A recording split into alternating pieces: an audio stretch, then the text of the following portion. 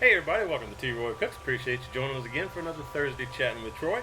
If this is your first time here, this is where I answer viewer questions. So I hope y'all stay tuned and see what kind of questions I get asked. I appreciate all the questions, I really do. Y'all have come up with some really good ones lately. I think this is, I think we're on episode 41, man. I ain't too far from being 52 episodes. That's a year's worth right there. So thank each and every one of you. Oh, and I've got to thank my good friends. Y'all know I love Tim Buck's barbecue sauce. They sent me a hat, folks. Y'all check it out. tim-bucks.com is their website. Fantastic barbecue sauce. They've got an original. They've got a spicy, which I personally prefer. And it's spicy from black pepper. It's not like cayenne and spicy and stuff. So anyway, go check them out. Appreciate the hat. Really do. It looks good. I like this hat, man. And, oh yeah, if you've got a question for me, ask it down in the comment section below. Right beneath the video, there's where you can leave me comments. You know, like, hey, Troy, you did a great job on that video, or thanks for answering my question. In that same comment section, you can ask me a question, and I'll be sure and put it on my list for a future Thursday Chat with Troy. So that's where I get those questions from. If I may mention any YouTubers at all, any YouTube channels, because quite frequently a lot of them ask me questions, I'll put their links to their channels down below in the description box. Just hit show more beneath the video. It'll open the description box. You'll find those YouTubers that ask me questions. You'll also find products that I may mention in this video. You will find my affiliate links for Thermoworks and Amazon. If you're interested in anything off of Amazon or Thermoworks, I'd appreciate it if you click those links. Also have the questions and answers that are asked and answered during this Thursday chat, and the timestamp we're at in the video that I'm actually asking the question and answering it. So check out the description box. A lot of great information. Along with my social media information is down there. Let's get down to it. First question. Let's see. We're coming from Training to Go Berserk. That's a cool name. Training to Go Berserk says, I got a question, Troy. Can I make some chicken in a smoker? Yeah, definitely. Smoked chicken is fabulous, man. The only thing you have to worry about with the smoking a chicken is if it's got the skin on it, that skin's going to be rubbery and chewy unless you crisp up the skin at the very end or the very beginning of the cook. I would suggest crisping it up at the very end of the cook, which means you'd have to raise the temperature in your smoker for 30 minutes or so to just kind of crisp that skin up. Otherwise, like I said, you might as well just tear that skin off and just eat the meat that's been smoked, and it is good, really good. Most of the time, I like the chicken leg quarters the best, and that's one of my favorite things to put on my Weber Smoky Mountain. Man, they come out fantastic too. Good stuff. He also says closed or open, and if I could, what's the better way? Thanks, mate. Not real sure exactly what you're asking there. You're talking about a smoking chicken in a smoker. Closed or open? For smoking, you need some kind of enclosure, meaning a lid on the smoker. That way the smoke can billow around in there and penetrate into the meat, because the meat is sitting in that smoke for a period of time, and that's why it absorbs that smoke. If you just have the lid off, you're just doing a regular grill, like a charcoal grill, like a Weber kettle or something. I mean, that does work, but you get a lot of flame ups unless you're cooking indirect, and you probably have to rotate the chicken around for hot spots and all that good stuff. But man, that's grilled chicken is excellent as well. You get that really nice when those drippings from the chicken hit the hot coals and it sears and it comes back up. That's some great flavor right there, man. It really imparts a good flavor into the chicken. I did that recently on my pit barrel cooker. That's some good stuff. Also done it on my flip-flop grill. Y'all see me do that. Really nice flavor. So I hope that's what you were asking about the closed versus the open. If I'm smoking, it's got a lid on it, if that helps. Next question we've got from Critter Getter. CG, where you at, man? Cheers to you, brother. Good stuff. Oh yeah. What you got for me, CG? Troy, always a good time on the T-Roy Cook Show. The video recipe request for you. I want to see your version of crawfish enchiladas. Well, that's a new one on me. I haven't even heard of crawfish enchiladas. So, see if I can get that done for you. I put that on my to-do list. I appreciate the suggestion. Oh, he says, also, have you ever tried Abita beer amber? CG, you know I'm from Louisiana, and Abita beer is made in Louisiana. Pardon me just 1 second while I reach over here into my my kegerator. I've got some Abita beer in there. Let me show it to you. It's one of my favorite Abita beers. Be right back.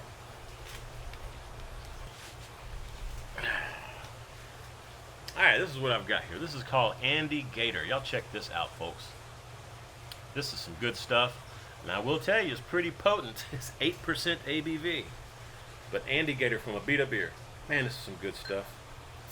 Pop the top on that baby. Oh yeah. Brewed, bottled by Abita Brewing Company, Abita Springs, Louisiana. What's it say on back here? Alligator is a fearsome beast. Don't let his toothy grin, slightly sweet flavor, and subtle fruit aroma fool you. The cold-blooded creature is a Hell's Doppelbock that can sneak up on you. Yeah, like I said, it's pretty potent, 8%, man. This unique high-gravity brew is made with pale malt, German lager yeast, and German pearl hops. Sip, don't gulp, and taste the wild of Abita Andy Gator. There you go. So CG, cheers to you, my friend. Oh yeah. And it's pretty hot out here. It's about 95 right now, so I don't have a koozie for this. It's gonna get hot pretty quick. So whether they say sip it or drink it, I'm gonna have to drink this pretty quick. Not in one gulp though. Appreciate the question, CG.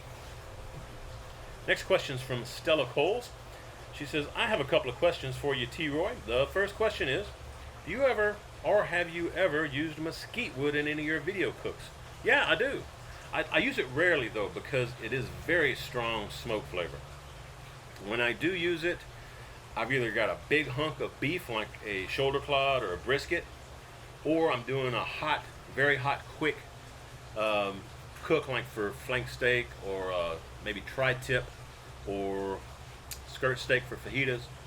You know, so those hot and quick, hot and fast type cooks, or a low slow cook on a big hunk of beef.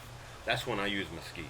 Mesquite's also great with pork and chicken, but it's such a strong smoke flavor that you can't leave chicken especially or any other light flavored, you know, fish or poultry in there. It'll make it bitter because you get a little too strong a smoke flavor. But pork butt, I've had it on there. It's pretty good, pretty good. My favorite though is beef. Let me see. She says, I don't recall seeing if you have. Yeah, I'll try to see if I can find one. Pretty sure I did beef cheeks with some mesquite wood. I'll see if I can find something for you though, and I'll put it up here if I can. Okay, Stella? What's the next question you got for me, girl? She says, what made you decide on making barbecue videos? Well, I've mentioned this before. When my son decided to get out, you know, move out on his own and do his own thing, he was missing the great food that he had growing up when he lived with me and Karen. So I decided I would show him on video how to prepare, you know, make the meals that we cooked for him growing up. So that's how I started. I uploaded those videos and was just basically showing him how to make stuff that he grew up with. And it just became like a hobby for me. So I just kept making the videos, and I got on a regular schedule of uploading videos like once a week, and things just blossomed and bloomed, and look at me now. You know, I'm still doing pretty much the same thing I did. I'm delving into other meats and things that I cook. You know, so it's not just stuff that my son grew up eating. It's other things. And personally, I grew up in Louisiana, around Baton Rouge. So I grew up cooking and eating a lot of the Cajun stuff, and even like you know, turnip greens and red beans and rice and sausage, boudin, you know, stuff like that. And don't worry, Darren, Gucci Pilot, I'm gonna make you some sausage, buddy. And I appreciate you sending me all this stuff too. I'm gonna make it for you, don't worry. But yeah, Stella, so that's how I got started, and that's why I'm doing it. And she also follows up here. She says, were you nervous or scared when you first started doing the videos? Thanks, and keep up the great videos. Yeah, not really scared. I've never had like stage fright. You know, I have no problem getting up in front of a crowd and talking or anything. But the job that I had, I wasn't sure how my workplace would take me doing videos, even though it was just cooking. So the first 2 or 3 videos, I didn't show my face, just my hands and with the food, you know, I was cooking. But eventually I was like, man, forget it. I'm gonna go ahead and show my face. I'm just gonna be myself. Because personally, when I started out and I was checking out other people's videos, because I followed a bunch of people back then, I would watch their videos, and I really enjoyed the ones where there was eye contact with the person that was on the video. You know, the host of the channel. So I personally liked that interaction, and I felt that my fans, the people that watched me, would also appreciate being able to see who it is that's making this great food, you know. So there you go. That's why I did it. But scared? No, not really scared. I wouldn't say scared. Let's see. Next question is from Chris Reed. He says, why did you block the area behind your house with a fence? I can understand you want privacy from your neighbors, but it looks so nice back there. Is it because of the pool? Yeah, Chris, a lot of it does have to do with the pool. You know, when you've got a pool like we do, you worry about, you know, neighborhood kids coming over and hurting themselves in your pool and their parents suing you and stuff, you know. So that's one reason. The other reason is that we call a green belt behind us. It's never going to be developed and housed or anything like that. It's just like a little mini forest back there. And there's wild animals back there. We got deer. We've got coyotes back there. We got all kind of birds and owls, snakes, scorpions, armadillos, you know, raccoons. We got all kind of stuff back there. I don't want those wild animals coming and playing around in my pool, you know. So that's another reason too. But yeah, it's the fence was actually here when we bought the house. In fact, all the houses have a fence along this back greenbelt area right here. So we just enjoy it, and that does keep the animals and neighbors out. That's why we've got it. Great question, Chris. Thanks, man. Next question. Let's see what we got here. Oh yeah, I forgot about it. I got to drink my Abita beer over here because again it's hot. Y'all can probably see me sweating over here. It's windy too. Hope my mic is working okay for you. Cheers. All right, next question is from Jeffrey Reyes. How you doing, Jeff? It says, hi, how can I preserve the crispness of pork? Thanks in advance. I'm not quite sure what you're asking here. The crispness of pork, like while you're smoking it, or after you've smoked it and chilled it in the fridge and you're reheating it. I'm going to have to assume you're talking about preserving it like you wrap it during a long, low and slow smoke. To crisp the bark up or to keep it crispy, you need to unwrap it. Just at least pull the foil or the butcher paper away from it. You don't have to totally take it off the meat. But peel it back so that the bark is exposed to the air again, and that will help crisp the bark up. And I usually do that for pork butt and brisket. If I wrap it all, I usually don't, but if I do wrap, I'll usually unwrap when it's about 192 to 195, and that will crisp the bark back up while it's finishing the cook. Now, if you're talking about after you've chilled the meat and you're basically warming it back up, I like to get me an iron skillet, get me a pat of butter and melt down in there, and then I'll just put that shredded pork or pork steak or whatever, pork chop, and really sear it off real good in that butter. That really works out wonderful, man. Works for me anyway, so if that's what you were talking about. I apologize. But hope that helps, Jeff. Thanks for the question, man. Next question is from Darren Jones. He says, hi, love your videos. Hey, Darren. Appreciate the support, man. He says, I have an 18-inch Weber Smoky Mountain. I was wondering if you've ever used your Weber Smoky Mountain without the water can. No, Darren, I have not, but I have seen... In fact, it was one of the upcoming YouTube channels I mentioned recently in a Thursday chat. Saw him doing a cook where he just took the water pan out, basically used his Weber Smoky Mountain like an ugly drum smoker, a UDS. So you had the meat directly over the coals. You know, it was on a grill grate, but the coals were sitting in the bottom, and there was nothing, no barrier between the meat and the charcoal. And he said it was really good. But yeah, I'd be interested in trying that. I imagine it would be similar to the pit barrel cooker that I've got. That's what I'm liking it to. But to be sure, I'll probably try it out. If you tried it, let me know what you think about it, man. Appreciate it. Or if any of you tried it, leave some feedback. Again, we're a community here. We talk back and forth. If you got some knowledge about something that I don't, somebody asked me a question and I don't know the answer, or maybe I misunderstood the question. If you've got experience or knowledge or some feedback on any of that, go ahead and put it in the comments, you know. And like if I mentioned Darren Jones, just put plus and then Darren Jones, and Darren will know that you put that comment down there for him. That's the way we work, man. Anyway, appreciate all the help from all of you that do that. Thanks. And thanks again for the question, Darren.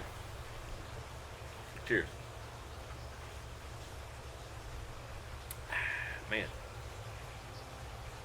It's good beer, y'all. Alright, Veritas Rex. It says, what's your take on gas smokers? I like gas smokers. I mean, I have nothing against them. In fact, there's a lot of places you can't have a wood pit or charcoal grill, you know, stuff like that. So you have to use gas if you want to try to cook something. And gas smokers are fantastic. You know, they work out great for that situation. I know some of my buddies down in Australia, you know, they got burn bans and all they can use is propane for their smokers. So that's what they do, you know. And the only difference is propane is more, it's a heat source, so you have to put some wood chips or wood chunks on, you know, heat that in the propane gas, the propane flame, and that's what you get the smoke from. So you're not getting as good a smoke flavor as you would from the Weber Smoky Mountain. It's probably comparable to the Kamado Joe, in my opinion. I mean, it's not that much difference, but, you know, maybe a pellet smoker even, you know, because you've got fire with the pellets. So it'd be probably comparable to that. It's not going to be anywhere close to what you would taste off of a true offset burning stick wood, you know, real wood. That's the absolute best. Takes a lot of work, but it is worth it in my opinion, man. A stick burner is the way to go if you want some authentic barbecue.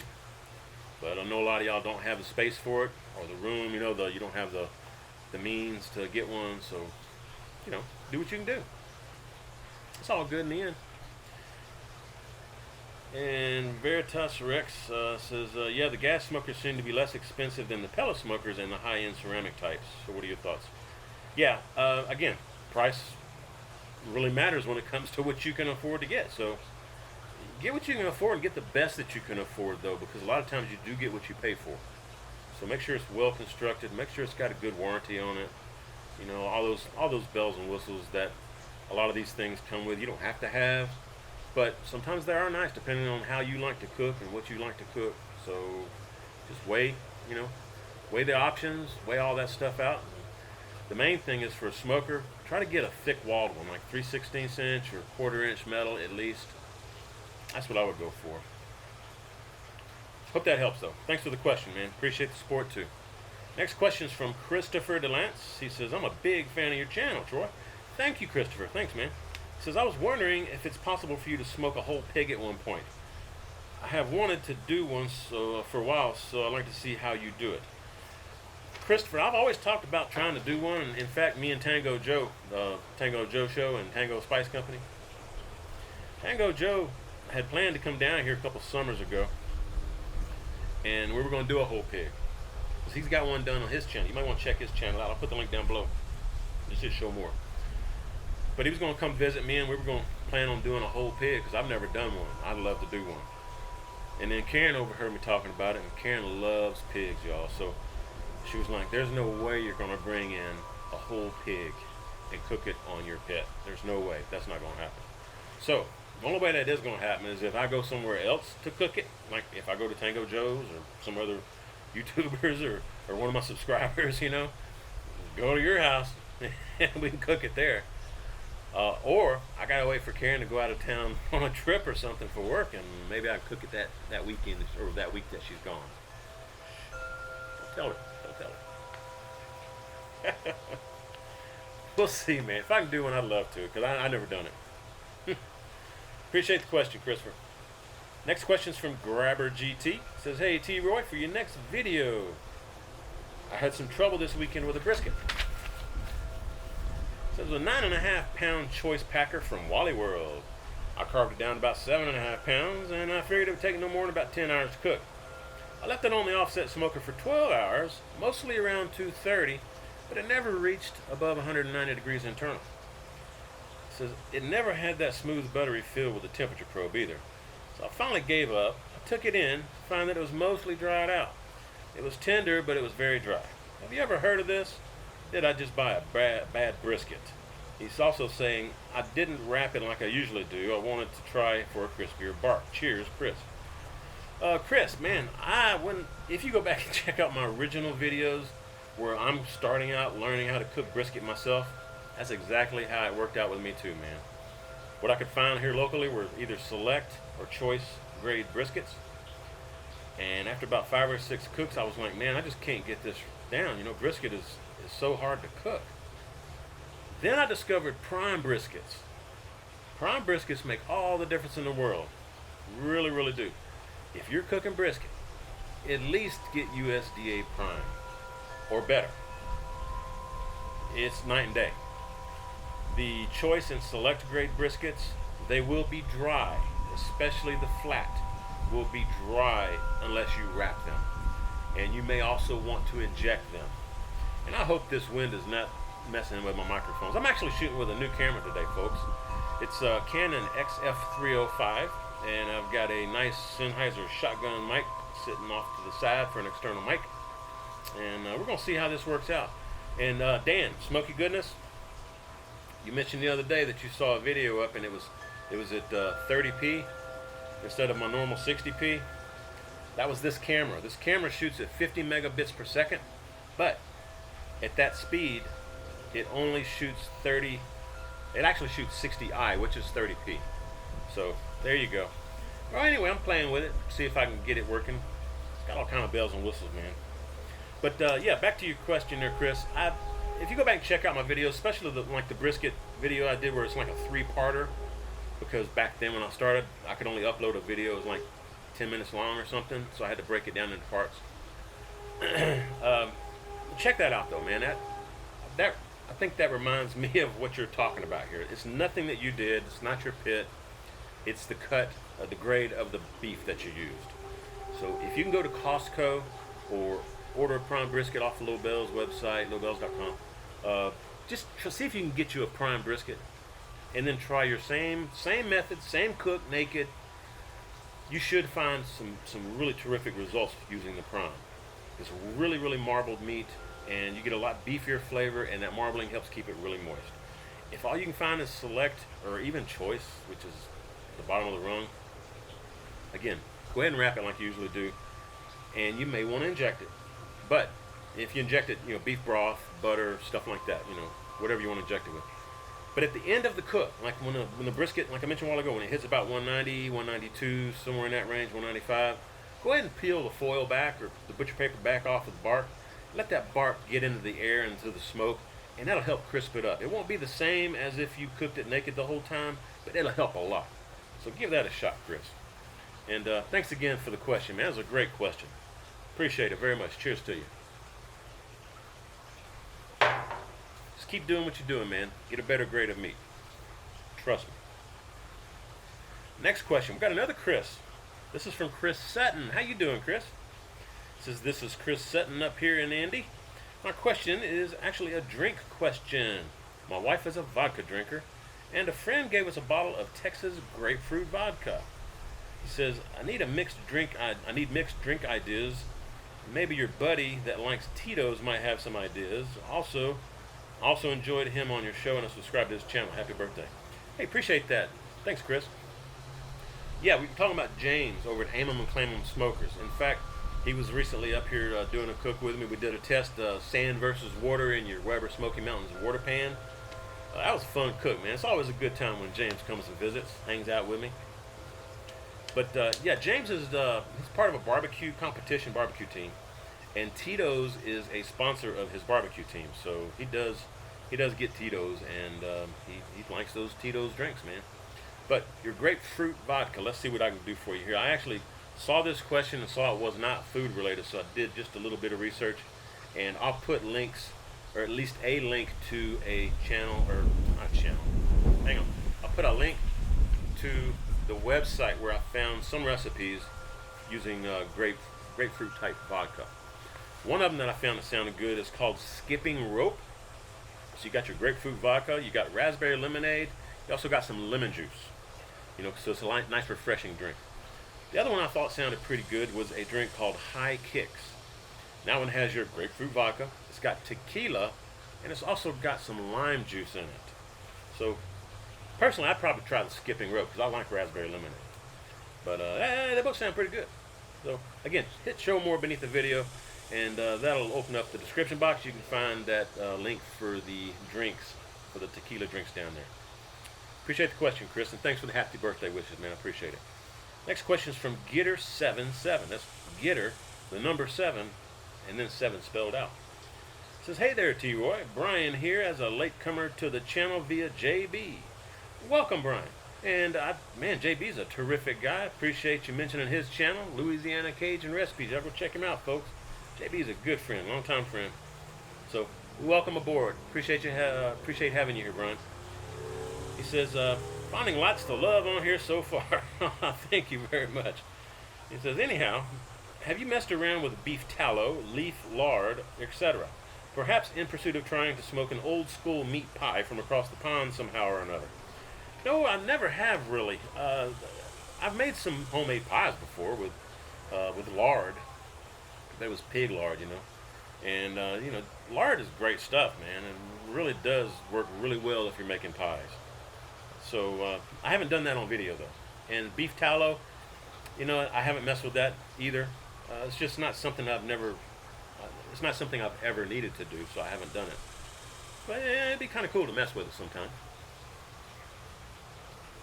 Cheers to you, mate. And meat pie sound pretty good. I may do that on video, man. I may add that to my to-do list. We'll see. Appreciate the question, Gitter7.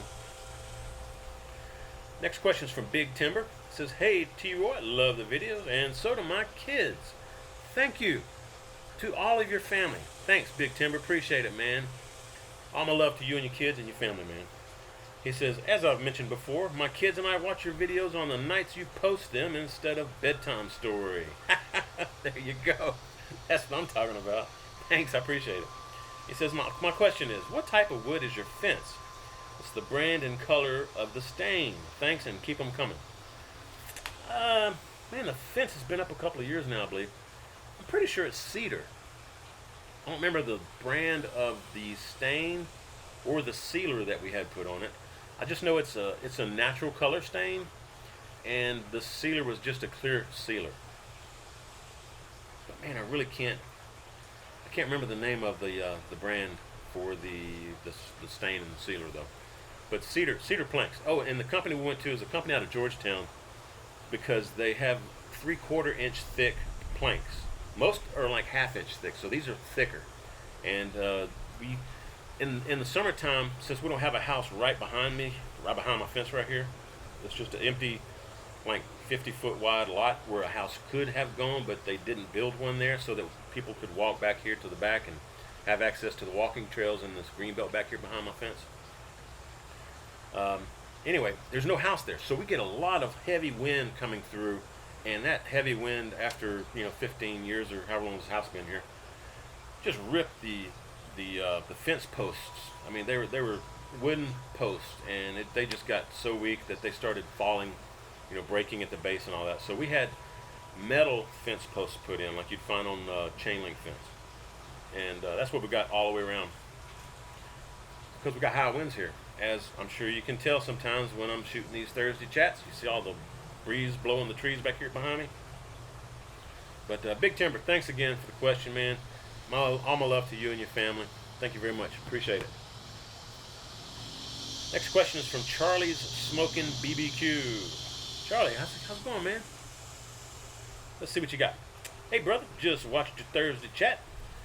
Could you give a shout out to my channel if at all possible? He says, man, I love all the advice. Yeah, I sure will. Charlie's Smoking Barbecue, Smoking BBQ. Y'all go check him out. I'll just put his link down below in the description box. He says, show more. Y'all go show Charlie some love, man. He says, when you got your Yoder, did you use Affirm to make payments? I'm not sure what you're talking about with Affirm. I paid cash for mine. I just saved up the money and put a deposit down when it came in. I finished paying it off right there, But I bought it from a local barbecue store too. I didn't buy it straight from Yoder, so that may be a difference. I'm not sure. Anyway, he says, I want to order mine, but I keep stopping when it comes to checking out because I don't know how the Affirm works with Yoder. I'm not sure either, man. If I were you, I would actually contact Yoder. Either probably best just to call Yoder, call their support line, and ask them about it. but they're really nice folks. Small company, it's not that large. You'd probably get somebody that is actually working on the pits, or maybe the owner. You know, I'm sure they'd help answer any questions that you may have. So I wouldn't worry about it. It's probably one of those deals where it's a company that provides the money up front in your place, and then you pay them back in monthly installments to repay for, you know, the pit, or the money that you borrowed to buy the pit. But just don't let them charge you 36% interest or nothing, man. You gotta, you know, if you're gonna be charged a bunch of interest, it ain't worth it, man. Don't do it. Go borrow some money from your local bank or something. But check them out. Ask them. I've never used it though. Never even heard of it. Next question is from Ellen's Homemade Delights. Hey Ellen, how you doing, girl? Y'all go check out Ellen's Homemade Delights, man. She got a great channel. She cooks all kind of good stuff, man. Ellen says, hey, Troy, got a question. What kind of barbecue sauce do you like? Do you like the original? You want honey barbecue, spicy barbecue, and etc.? She says, happy birthday, my friend. It's a day after mine. Oh, so your birthday's May 17th. Happy birthday, Ellen. Thank you. Appreciate that. The barbecue sauces. I like a tomato-based barbecue sauce, and I really like the Kansas City style barbecue sauces. It's a thicker. A lot of times it's got some sweetness, but it's also got some zing to it. You know, it's got black pepper, but it's got the sweetness like molasses and stuff in it. I like Kansas City barbecue type sauce. When it comes to pork, sometimes I do really love the vinegar-based sauce like you would find in North Carolina. That's some good stuff too, especially with like pulled pork. Yeah, that'd be my two favorite. But Kansas City style, yeah, usually is what I'd give. Anyway, happy birthday again, Ellen. Thank you very much. Matthew Scotty. Let's see what you got for me, Matthew. Cheers. Yeah, beer's getting hot. Whew. Sweating, y'all. Matthew, what do you say, man? He says, hey, T-Roy, love the vids, man. Thank you, appreciate that very much, man. He says, I bought the Weber Smoky Mountain because of you. Ah, welcome to the Weber family, man. That's cool. Really cool. He says, I love it. It's a great cooker, and I want to smoke a full brisket this summer.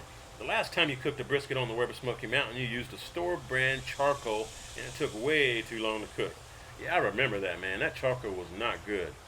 It was just, yeah, I won't buy that charcoal anymore. It was not good. He says, can you do another one using the Kingsford Blue or the Weber charcoal in order to show us the correct cook? Thanks, man. Keep up the great videos. Yeah, Matthew, I appreciate the suggestion. I'll definitely do that. You know, I love cooking brisket. I love cooking brisket on my Weber Smoky Mountain. So, yeah, definitely do that for you using Kingsford, okay?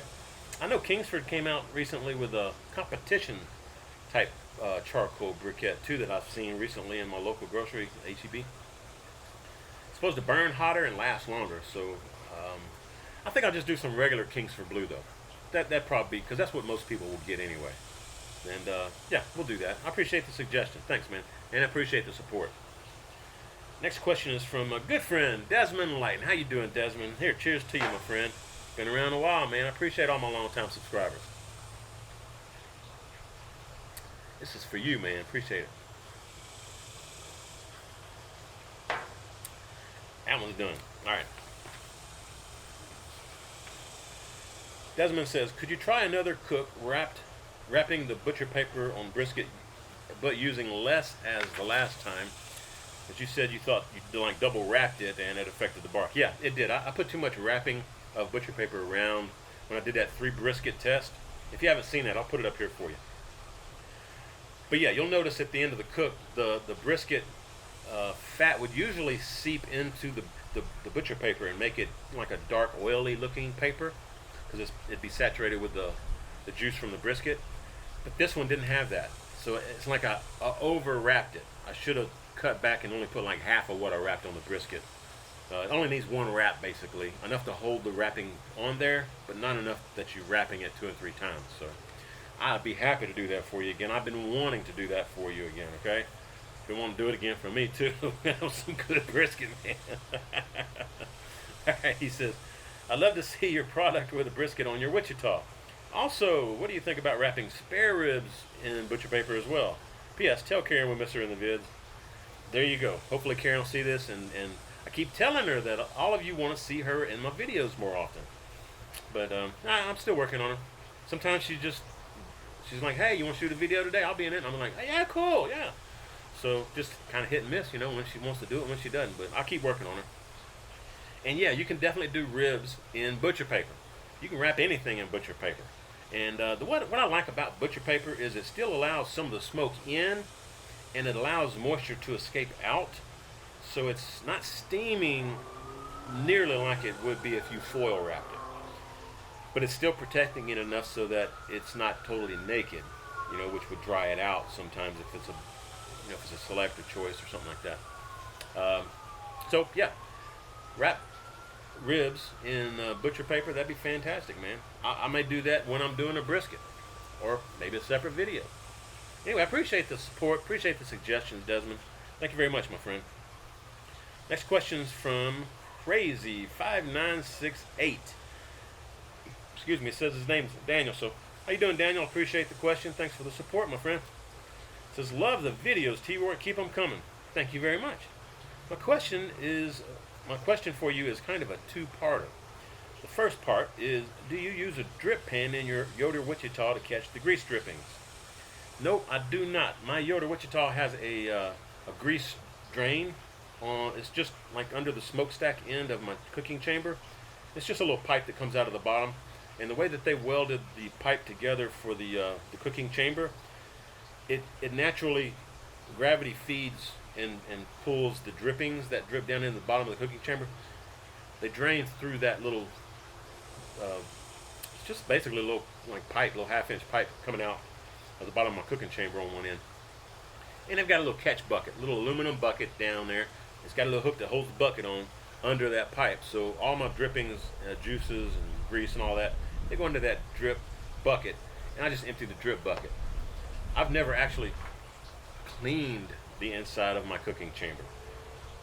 I haven't. I've had my Yoder Wichita since late April or early May of 2014.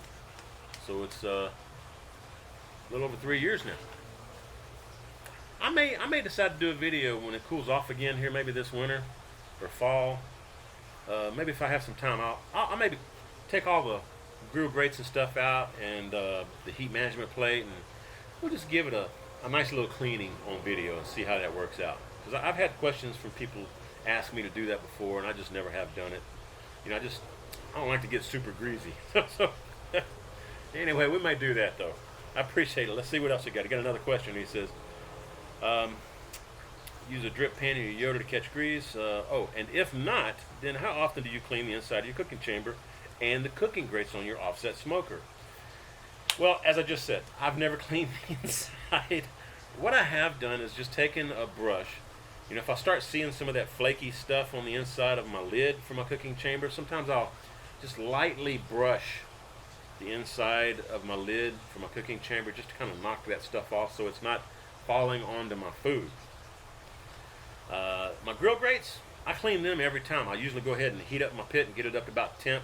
Let it sit there for 15-20 minutes, and I'll just scrub down my grill grates. Not scrub them down so I'm seeing bare metal, but just kind of knock off the old barbecue sauce and the rub or whatever may be stuck onto the meat. Just knock that stuff off. So it's not a real heavy duty cleaning at all, not by any means.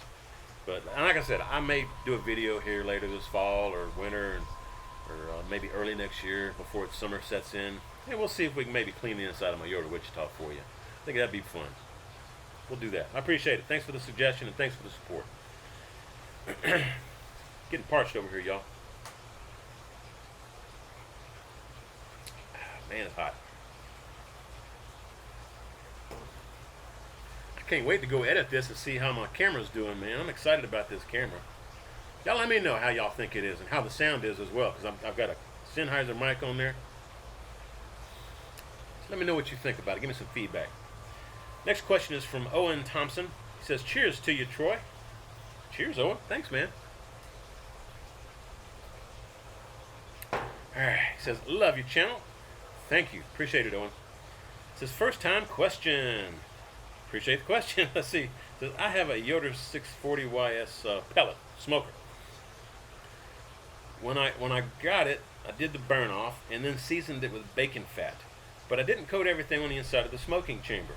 Would you recommend this, or just season it with cooking, while you're cooking, or both? And if so, what should I use to season it? Thanks and God bless. Well, Owen, if you've already smoked on it 3 or more times, cooked meat on it, I wouldn't worry about seasoning it. Maybe just continue seasoning the grill grates themselves. Just coat them down lightly with a little oil, brush a little oil on there, wet a kitchen towel with some peanut oil or something to rub on your grill grates. Now, if you've only maybe cooked on it once or even twice, maybe take you some peanut oil or vegetable oil, again on a dish towel rag or something, and just kind of coat the insides of the door, inside of the walls for the cooking chamber and all that good stuff, along with the grill grates. As far as under the grill grates, I probably wouldn't worry about that a whole lot, because you're going to get grease splattering and stuff on there, and it's gonna season itself up real good. But I really don't think you honestly have to worry about it a whole lot. It's going to season itself eventually. But if you feel the urge, go for it, man. But if you've already started cooking meat on it 3 or more times, I wouldn't worry about it. I think you're good to go.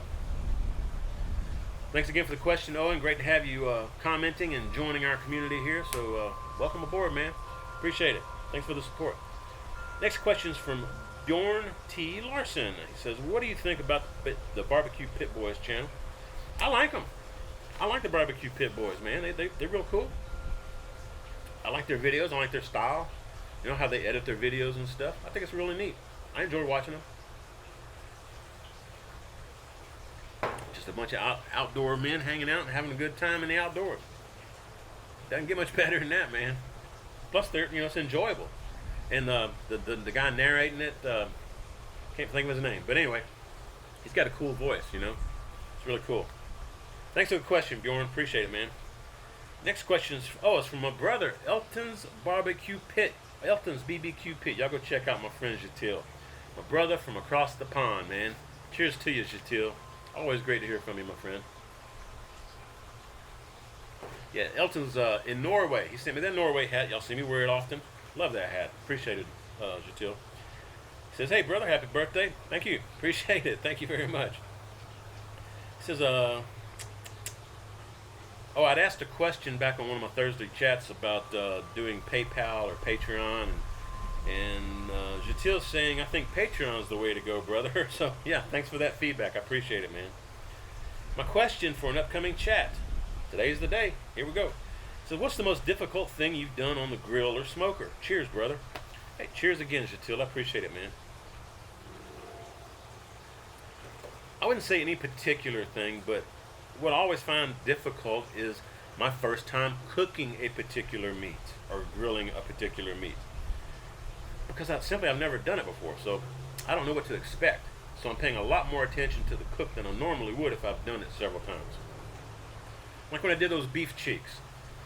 The beef cheeks turned out fabulous, folks. Beef cheeks are so good. And that's that video I think I did Mesquite. And again, if I did use Mesquite, I'll put it up here.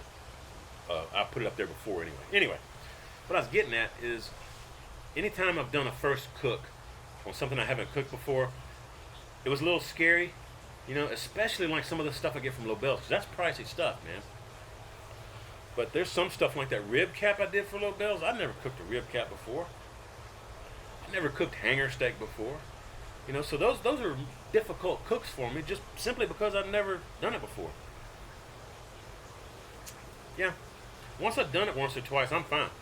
I know what to expect and how to do it, and I may change up some seasonings to try to enhance or, get more beefy flavor or whatever. I may change the flavor up a little bit, but the cook itself is pretty much the same. Once you've got it nailed down pretty good, you're good to go. Hope you're doing well, Jatil. Thanks again, man, and again, cheers to you, my friend, my brother. Jatil's great, man. Really, y'all would check out his channel, Elton's BBQ-Pit. Link down below. Next question is from Stevo 1981. Stevo says, question: when you get your Weber Smoky Mountain up to temp and then put meat in it, and then you get a drop in temps, do you just adjust the vents back up? Do you adjust the vents to get it back up to the temp right away, or allow it to get back up to temp on its own? He says, I have the 14.5-inch Weber Smoky Mountain, and when filling it with meat, get a significant temperature drop. Yeah, that does happen on the smaller pits. You will see a large drop because it's just not a lot of space in there. But it should come back up to temp quicker too, I would think. I don't know, maybe not. May have to try that out. Anyway, regardless, I don't adjust the vents. Once I get my Weber Smoky Mountain locked in on pretty much the temp that I want it to cook at, I'll let it hang out there for maybe 15, 20 minutes and make sure it stays there. And then I'll put my meat on. And I don't adjust the vents after that unless it's really windy, and I've got a wind coming in from a certain direction that's hitting one vent and just driving that temp up. Then I may close that one vent down. Sometimes I do that, but I don't adjust the vents to help it recover from me putting meat on it. That's what I'm trying to say. I just let it come back up to temp on its own because it will eventually get back to the temp you had it set at originally.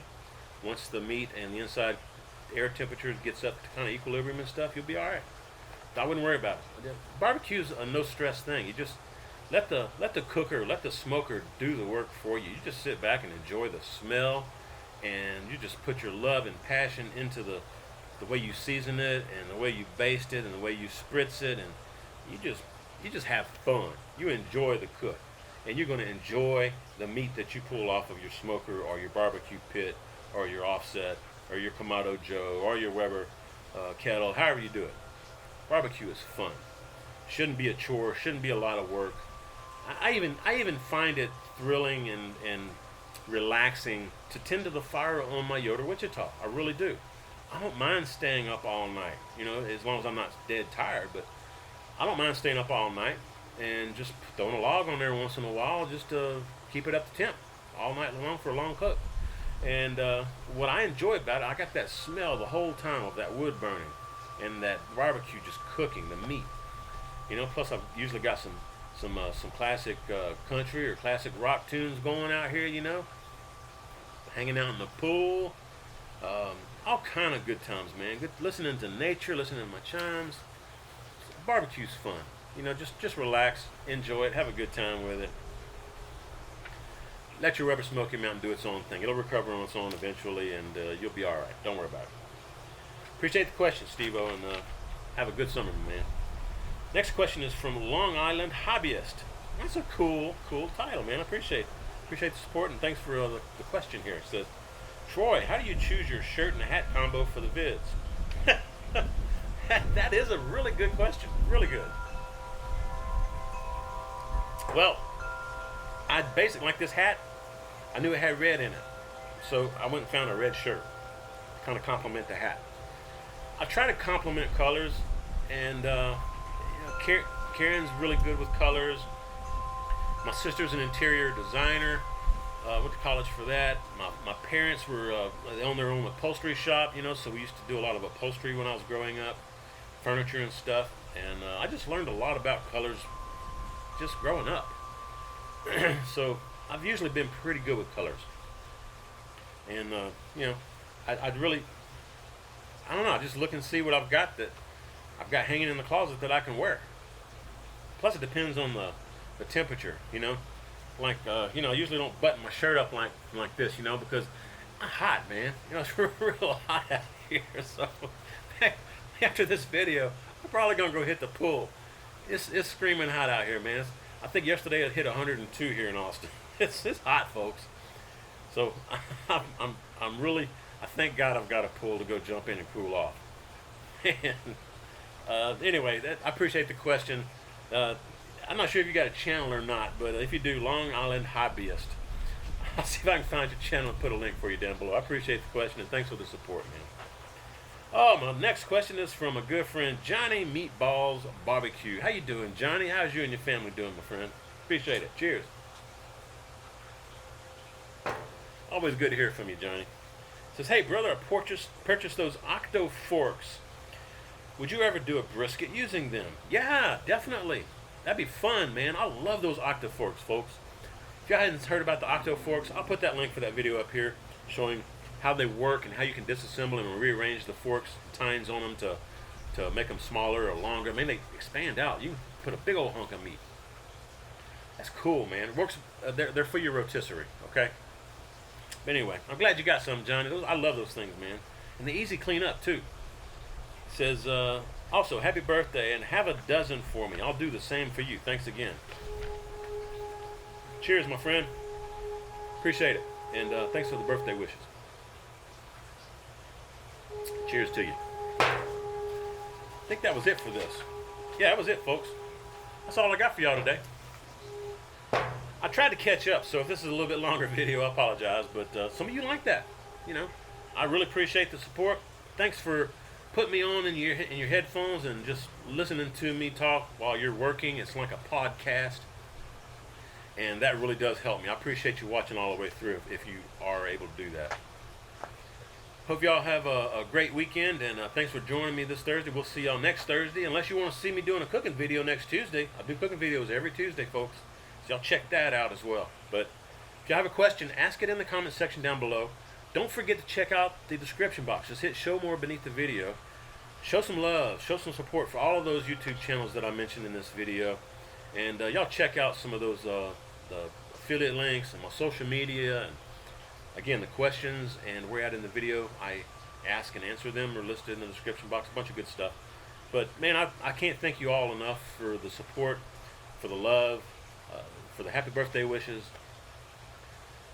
Y'all are really, really great, and I do appreciate it and love each and every one of you. So couldn't do this without all of you, so thank you very much from the bottom of my heart. If y'all do like this, y'all give me some thumbs up. Hope you share the video. When you do, please tell all your friends, your family, your co-workers, your dogs. Tell them T-Roy cooks responsibly. Cheers, everybody.